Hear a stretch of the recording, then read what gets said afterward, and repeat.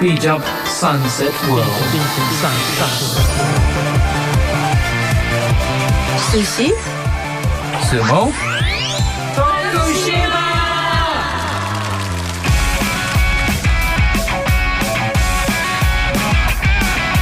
この番組は地域密着型のボランティア活動を徳島で行っている国際ワークキャンプのメンバーがお届けする30分です。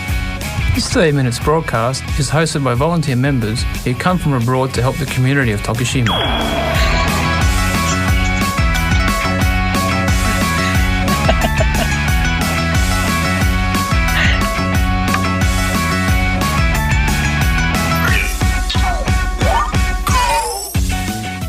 Good evening, everyone. I'm the host for this evening. I'm Rina from Japan. Hi, and I'm Lance from Tokushima, from Hawaii. Yes, this radio program, Sushi Sumo Tokushima, is live on FM Bizan. This 30 minutes broadcast is operated by non-profit organization Bizan Daigaku. Bizan Daigaku has been trying to make Tokushima a more attractive place with volunteers from Tokushima and outside Tokushima, including people from many different countries. Popular images of Japan, sushi, and sumo? Yes, but we would like people around the world to know not only those images, but more things about Japan.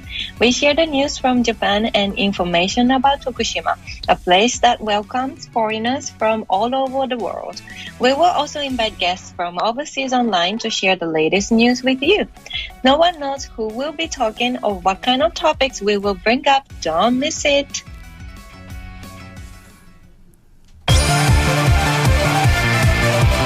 Sushi, Sumo, Tokushima!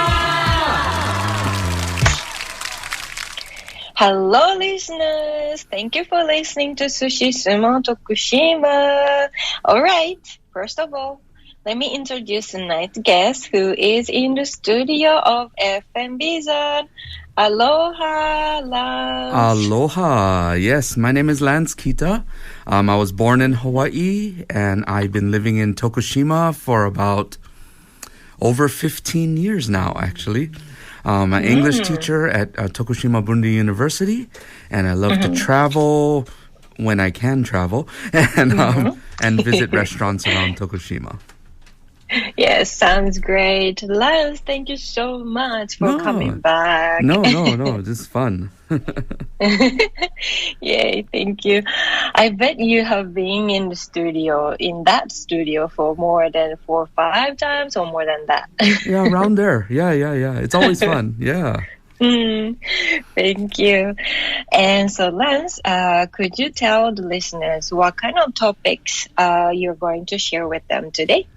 Well, actually, I'm from Hawaii, so I was born there, so that's my birthplace. And everyone sees Hawaii as a tropical paradise, right?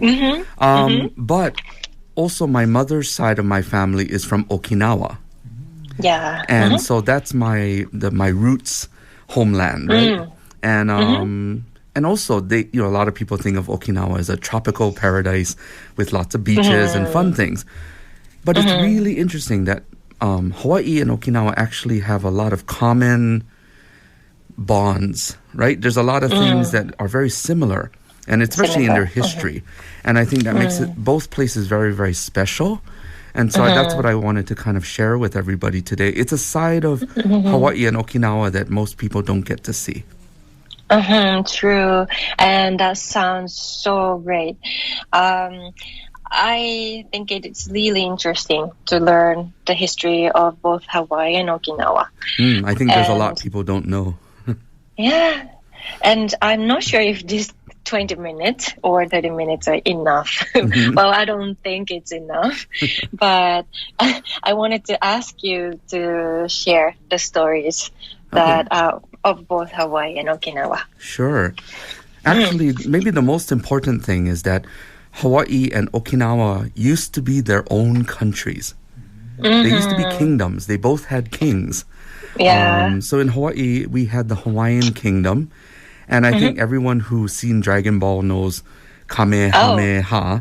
Kamehameha, That's yes. actually a real name of a king. So, Oh, wow, but that's true. King Kamehameha the Great, he brought the islands of Hawaii together in 1795. And then we had the Hawaiian Kingdom until 1893. So for about 100 years. Yep. And then in Okinawa was also not part of Japan before. It was its own country. Own country. So the Ryukyu Kingdom. Ryukyu, yes. Yeah, so that started in 1429. And it lasted all the way until 1879. So about 450 years. Yeah, very long time. So that's probably the first thing that's interesting is that both of these islands weren't just little islands. They were their own countries with their own culture, their own government, their own way of thinking. And actually, both of them were very international, surprisingly international. Yeah. Okinawa. They're both actually the islands, but they think actually the world. They didn't only see like their islands, but they saw the world or something. Yeah, like that. they definitely wanted to go out and learn more about what's going on around them, or connect around them. That they knew they had to do more than just their island. Yeah, so like in Okinawa, the Ryukyu Kingdom had a relationship with China. And so they had a special trade relationship, and that allowed them to travel to other parts of Asia and do business and do trade. So actually, at a time when Japanese boats didn't really leave like Japan, they only went to China or Korea and back. Okinawan boats were going to like Vietnam. They went to Indonesia, the Philippines, Malaysia, Thailand. Wow. And they were doing it almost every year. They were sending boats out. So, you know, they were very, very well known as traders throughout all of Asia. Oh, really? Yeah, wow. yeah. And then in Hawaii, well, when the Hawaiian Kingdom formed, there was a lot of interest by British people and Americans and a lot of others who wanted to do business in Hawaii. So there was and there was a lot of influence. But there was actually one king, and he wasn't a Kamehameha. His name was Kalakaua. Kalakaua. Yes, and if you've been to Waikiki, that's the name of the big road along the beach. Street. But that's named after the king. So David Kalakaua was often very interested in the other kingdoms. So he wanted to visit Europe. He wanted to visit other places. So in 1881, he was the first king ever to travel around the world. Around the world? Yes. No other king had ever traveled around the world until the king of Hawaii did. So, yeah, and the first place he visited was actually Japan. Oh, really? Yes, and actually he was the first world leader to ever visit a Japanese emperor. Wow. So he actually personally met with the Meiji emperor and talked with him. I see. Yes. Talked with him. Yes, Wow. actually talked directly with great. him. So this was very historical. Right? Yes. Yeah. And because of that, then he went on to Europe and some other places. And he learned a lot. And he said, I want to build a palace in Hawaii that is like as great as some of the European palaces. And so that's what he did. He created Iolani Palace. He actually did. Yeah. Actually, we can visit that place, right? Yes, you can. In Hawaii. It's still there. It's the only palace in America. And in America, not even in Hawaii. Right. Wow. So yeah, exactly. And so he put a lot of technology into the palace. He put an elevator into the palace. Elevator? He put electricity. Around that time? Yeah, a little bit later, but yeah, those things, and also like electricity, electric lights. Wow. He put electric lights into his palace before the White House put electric lights into the building. Oh my God. So he was like faster than America in that sense. Yeah. Yeah, so that's what's really cool. Like there's all of this. It's cool. That these really tiny cool. little countries were doing such great things, and not a lot of people know about it. Yeah, I didn't know about it. Yeah. But, you know, for all the good stuff, there was also a couple of bad things. So, unfortunately, both countries stopped becoming countries. They were taken over by other countries. So, the Ryukyu Kingdom was taken over by the Satsuma clan in Kyushu, and were controlled by them. And then after the Meiji, they just became part of Japan without any opinion or input. Yeah, and they then, didn't have a choice. Yes, and Hawaii also was the same thing. 1893, King Kalakawa's sister was the queen, and she wanted to change things, and the American businessmen were not happy, and so they arrested the queen. What? Really? Her prison was her house, was Iolani Palace. Oh no. And nice. They took over the country, and Hawaii became a part of America in 1900. Oh, I see. And then became a state. So, yeah, you know, we had these really great countries, but then they also had kind of later they had a sad history. Yeah, true. And even today, both sides are still thinking about whether they still want to be a country again or not. Or not. Yeah. Oh, I see. Yeah. Okay. So I think a lot of things that people didn't know about these two little tiny I little am islands. sure there's so many things that I didn't know. Yeah. Okay, Lance. So now we would like to play one song. Actually, the song is a special one for today's topics. So could you introduce the song? The song is by Keali'i Ray Shell. He's a Hawaiian singer. The title is Kanohona Pilikai. And it's actually a Hawaiian language version of an Okinawan song that everyone knows, Nada So So by Natsukawa Rimi. Yep. Okay, so we will be right back after a short break. Okay.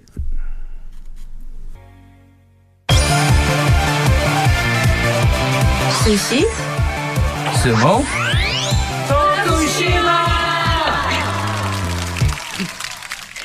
I'm back with Lance from Hawaii. Yes, I hope everyone loved that song. Yeah, I did. Yeah, it's definitely a favorite song of mine. So that's great. Yeah. Thank you for sharing with us. No problem. We'll talk about that song a little bit later, I think. Okay. When we're talking about Hawaii and Okinawa today. So. So you shared the history of two kingdoms, Hawaii and Okinawa, in the first topic. And what would you share with us in this part, Lance? Okay, so now I guess Hawaii is part of America and Okinawa is now part of Japan. And again, they became very important around World War II. So again, maybe not so nice news, but very important history. Actually, it was really interesting. Hawaii kind of became the start of World War II for America. True. And Okinawa was almost the end of the war for Japan. So I think that's really interesting. So like Hawaii, I think you probably know what's the most famous like battle or something for World War II in Hawaii. Do you know what that is? Yes. The Battle of Pearl Harbor? Yes. I can't pronounce it well. That's exactly what it is. So, everyone knows, everyone learned about Pearl Harbor in the history books, right? And so, yes, that happened on December 7th in Hawaii, December 6th in Japan. Oh, yeah, true. Yeah. And, you know, Japanese airplanes came and they did a surprise attack on this big harbor in Hawaii that had all of the U.S. military warships and boats and everything. It was a very effective attack because the Americans didn't know they were coming at all. And they lost a lot of ships. They lost a lot of soldiers. And this was now, until then, America was not in the war. They had tried to stay out of the war. But because they were attacked, this pulled them into the war. So that's why Hawaii was a very important event for world history for America, and Hawaii was involved.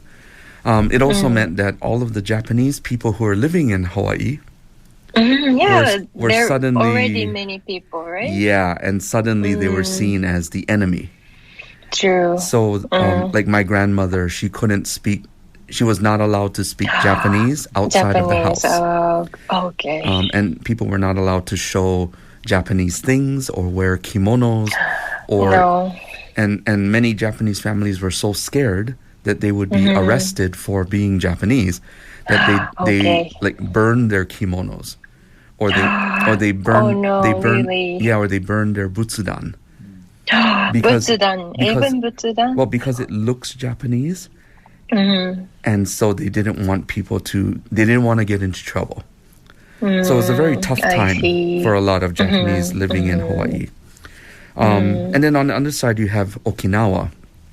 So Japan had fought all over the Pacific Ocean, but after Pearl Harbor, they reached a point where they suddenly were starting to lose.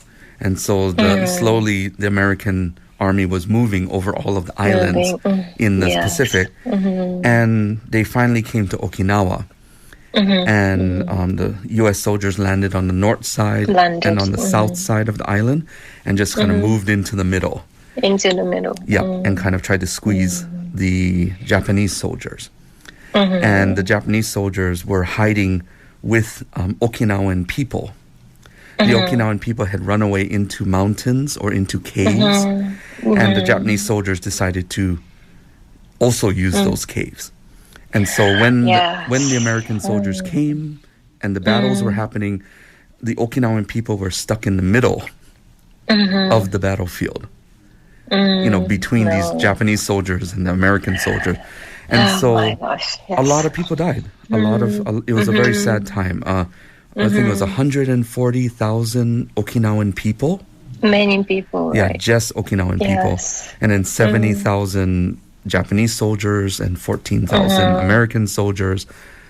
So many. It was a very bad battle for everybody, and this was the first land battle on Japanese land during that war.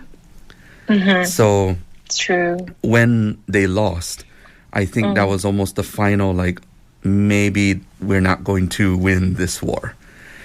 So and so that was a very big event again for for Japan in World War II. So both of these places suffered, I think, a lot of pain, a lot of death, a lot of suffering as a result of World War II. So I hear stories. So I hear stories from my grandmother in Hawaii, and I hear stories from my cousins in Okinawa. About what it was like at that time. So it's both sides of my family kind of, we have, I have that history in my blood now. Yeah, and I think that's really interesting.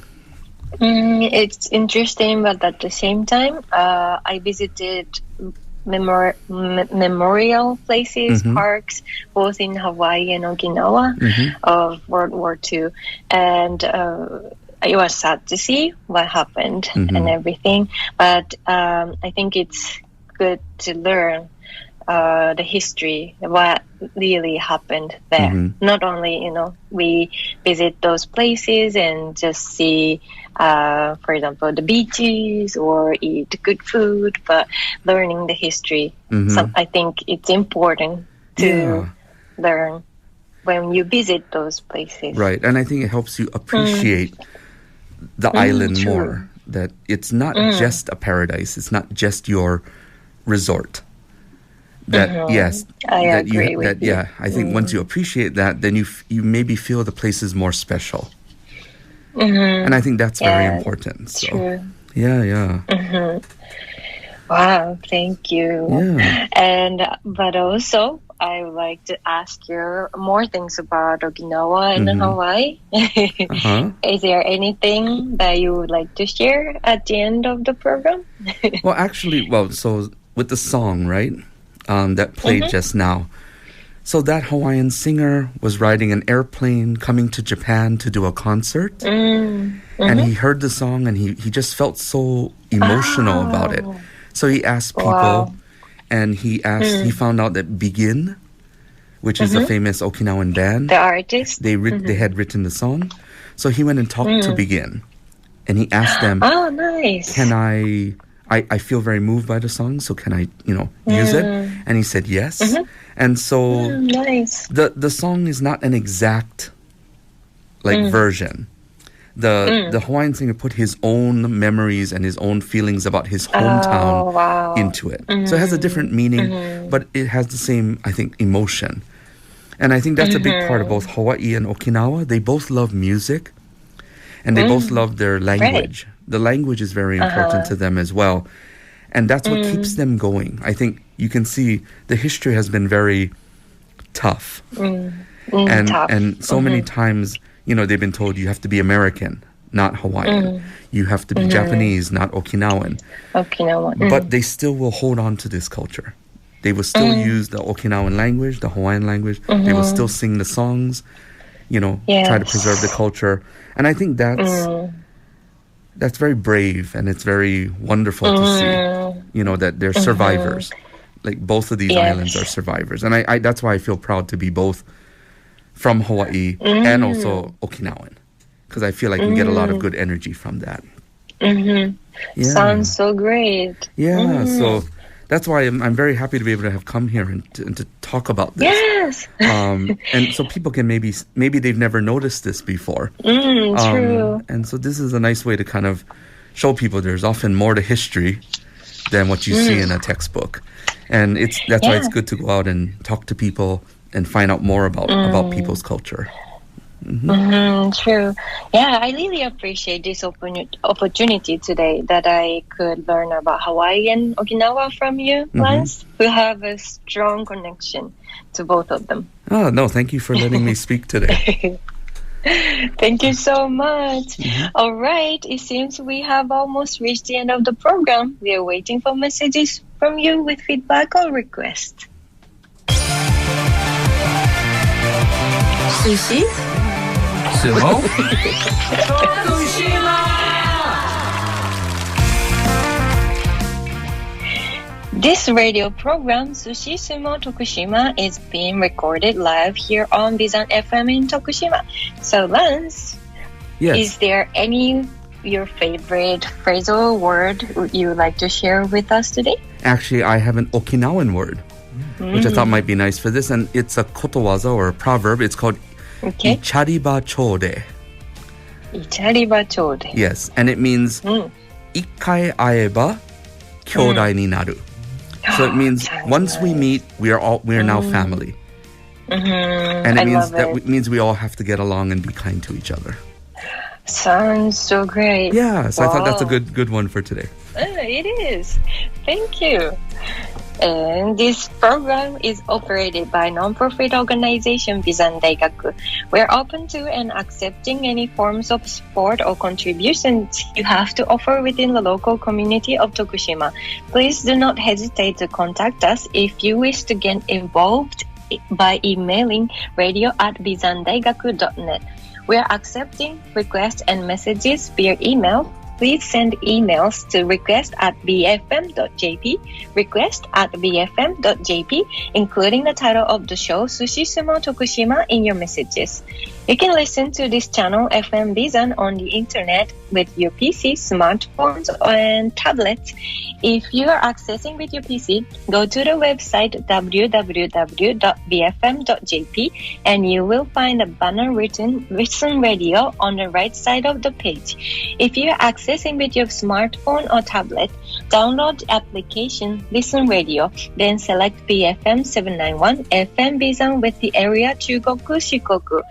If you are listening to this radio in the area where has a weak radio wave, don't worry. You can listen to programs with clear sound through this internet radio system. No one knows who will be talking or what kind of topics we will bring up next Thursday. Don't miss it. Thank you, Lance, for coming today, and see you next Thursday at 6:30 p.m. Thank you. Aloha. Aloha. Bye bye.